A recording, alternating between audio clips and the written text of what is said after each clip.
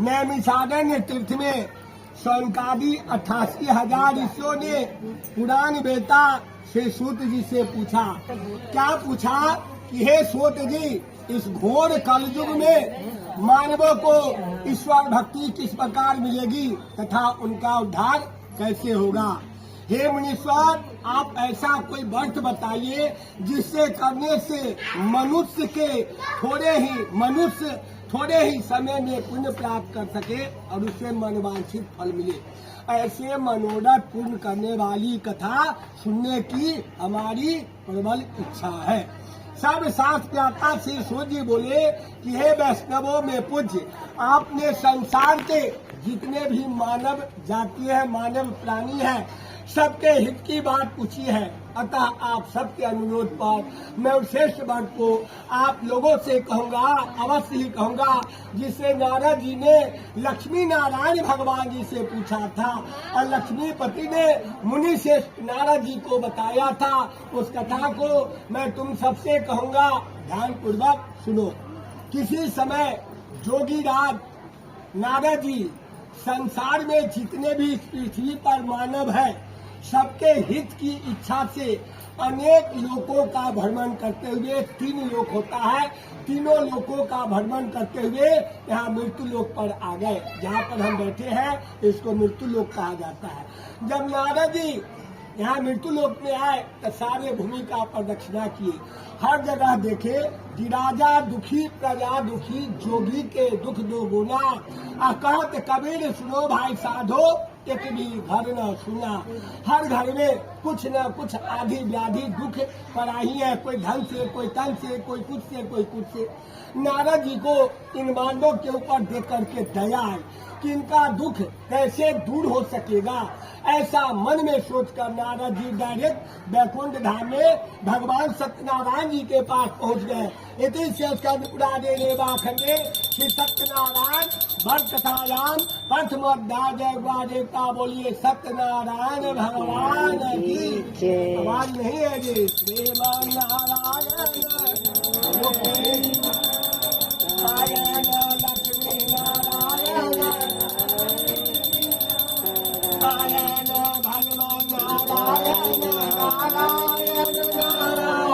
भगवान सत्यनारायण जी के पास जब नारद जी बैकुंठ धाम में पहुँचे तो भगवान सत्यनारायण जी अपने आसन पर विराजमान बैठे थे।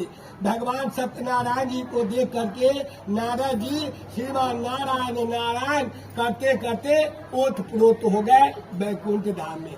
भगवान सत्यनारायण जी का ध्यान नारद जी के ऊपर पड़ा तो नारद जी से पूछे भगवान सत्यनारायण जी की, हे नारद जी, आपके मन में क्या है? आपका आगमन मृत्यु लोक से मेरे पास बैकुंठ धाम में किस कार्यवश आगमन हुआ है? अपनी व्यथा, अपनी दुखड़ा मुझे सुनाओ।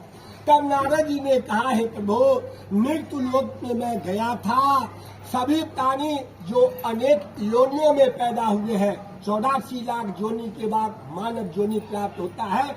83,09,099 के पालना के लिए हमें आपको यहाँ पर लाया गया।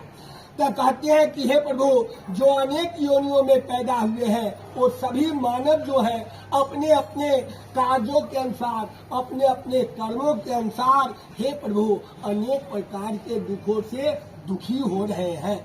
हे नाथ, मैं आपके पास जो आया हूँ, यदि आप मुझ पर दया रखते हो तो कृपा करके मुझे बताइए कि उन मनुष्यों के दुख थोड़े ही प्रयत्न से कैसे दूर हो सकते हैं। तब विष्णु भगवान जी कहे, हे नारद जी, संसार के जितने भी मानव हैं, सब मनुष्यों के हित के लिए तुमने बहुत अच्छा प्रश्न किया है। जिस बात के करने से मनुष्य मोह के बंधन से छूट जाता है, वह बात मैं तुमसे कहता हूँ, सुनो। बहुत पुण्य देने वाला स्वर्ग तथा मृत्युलोक दोनों में दुर्लभ एक उत्तम व्रत है, जो मैं आज प्रेम बस होकर के तुमसे कहता हूँ कि भगवान सत्यनारायण जी का यह व्रत अच्छी तरह विधान पूर्वक संपन्न करके मनुष्य इस धरती पर सुख भोग कर अंत में बैकुंठ धाम को जाता है।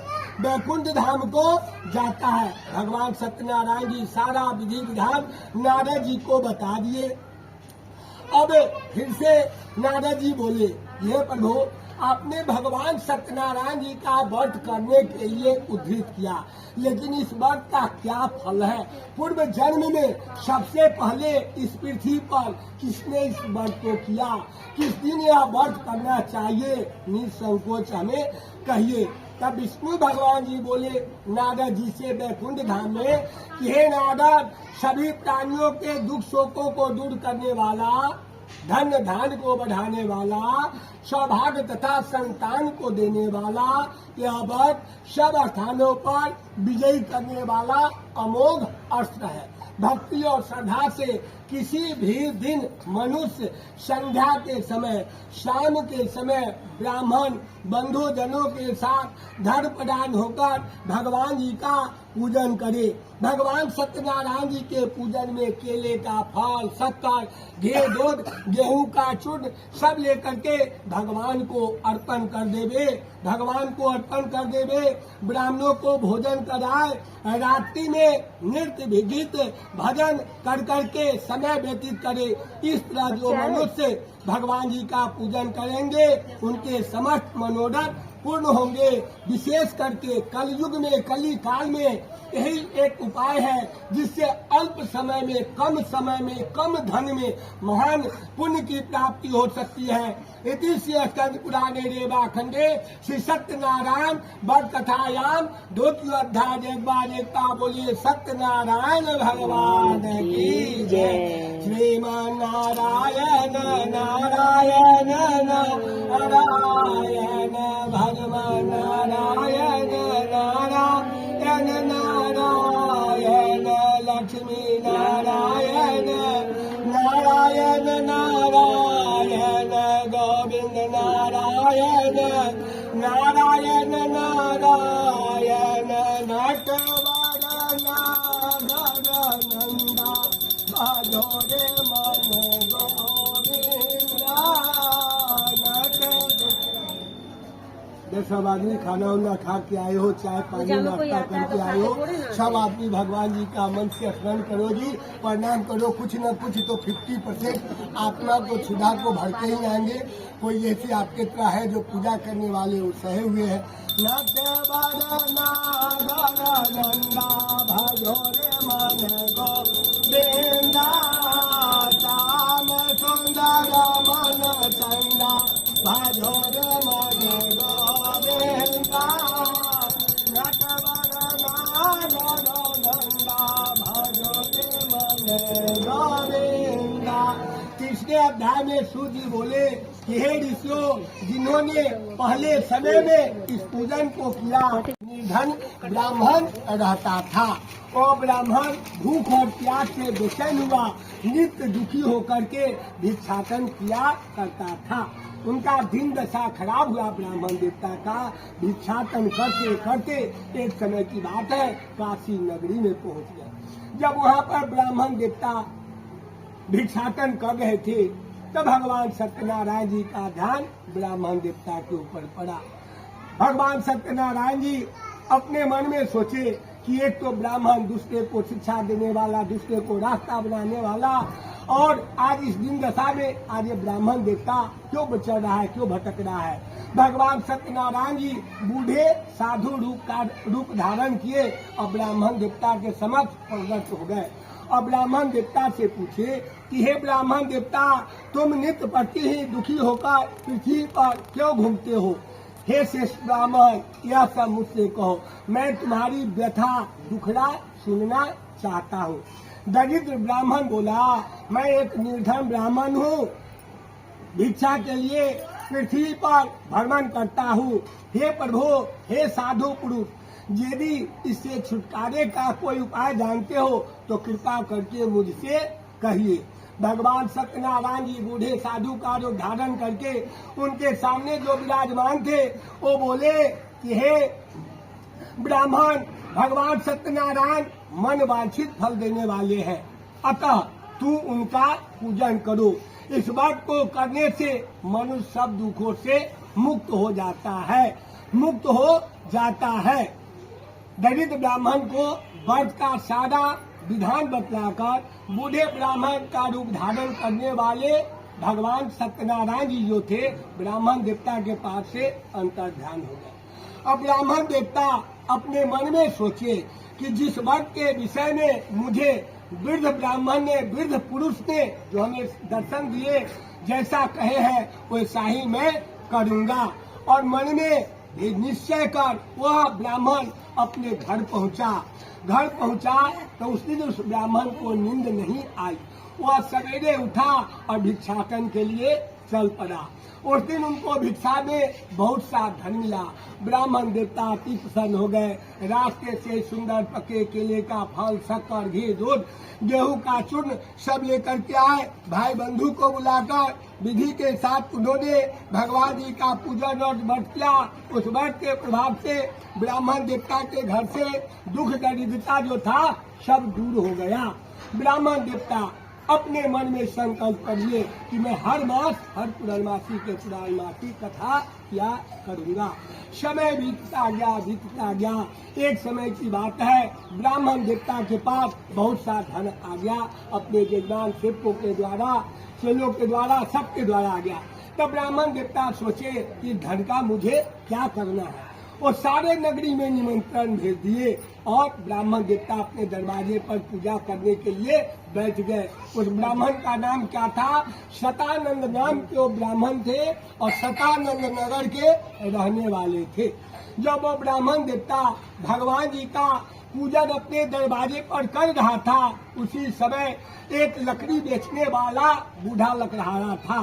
शतानंद नगर से ब्राह्मण देवता के घर के पास सामने रोड था, उसी रास्ते से वो लकड़ी बेचने के लिए शहर गांव की ओर, चौक की ओर बेचने के लिए डेली जाता था। उस दिन की भी बात है कि ब्राह्मण देवता जब भगवान जी का पूजन कर रहे थे तो लकड़हारा लकड़ियों का गट्ठर अपने सिर पर रख करके जहाँ धनवान लोग रहते थे उस नगर में बेचने के लिए जा रहा था। ब्राह्मण देवता के दरवाजे पर जब आया तो बहुत भीड़ भाड़ देखा। लकड़हारा किसी से कुछ न पूछा और ब्राह्मण देवता के समक्ष लकड़ियों का गट्ठर साइड में रख दिया और ब्राह्मण देवता के पास पहुंच गया। और लकड़हारा ब्राह्मण देवता से पूछने लगा, हे ब्राह्मण देवता, आप यह क्या कर रहे हैं? इसके करने से क्या फल मिलता है? कृपा करके मुझसे कहिए। ब्राह्मण देवता ने कहा कि हे लकड़हारे, सब मनोकामनाओं को पूरा करने वाला यह सत्यनारायण जी का व्रत है। इन्हीं के कृपा से मेरे यहाँ धन, पुत्र, पौत्र आदि हर चीज के वृद्धि हुई है। लकड़हारा ब्राह्मण के वाणी सुनकर अति प्रसन्न हो गया। पंचामृत प्रसाद खाया और लकड़ी बेचने के लिए चला गया। लकड़ी बेच के जब अपने घर पे आया, संध्या के समय तांबे के लोटा में गंगाजल ले लिया, संकल्प किया कि डेली तो लकड़ी बेच करके अपने परिवार, बच्चे का, इष्ट मित्र का, सगे संबंधियों का पालन करता ही हूँ, पोषण करता ही हूँ। कल जो धन मुझे लकड़ी बेचने से मिलेगा उससे मैं भगवान जी का पूजन ही करूँगा। लकड़हारे को भी रात में नींद नहीं आई। वह सवेरे उठा और लकड़ियों का गट्ठर अपने सर पर रखा और जहाँ धनवान लोग रहते थे उस नगर में बेचने के लिए चला गया। भगवान के कृपा से उन लकड़ियों का दाम पहले दिनों से 100 गुना मिला। लकड़हारा प्रसन्न हो गया। रास्ते से सुंदर पके केले का फल, शक्कर, घी, दूध, गेहूं का चूर्ण सब लेकर के घर आया। भाई बंधु को बुलाकर विधि के साथ उन्होंने भगवान जी का पूजन और व्रत किया। उस व्रत के प्रभाव से बूढ़ा लकड़हारा धन पुत्र आदि से युक्त हो गया और संसार के समस्त सुख भोग कर अंत में वैकुंठ धाम को गया। इति स्कंद पुराणे रेवा खंडे श्री सत्यनारायण व्रत कथायाम तृतीयोध्याय जय का बोलिए सत्यनारायण भगवान की जय। सत्यनारायण स्वामी।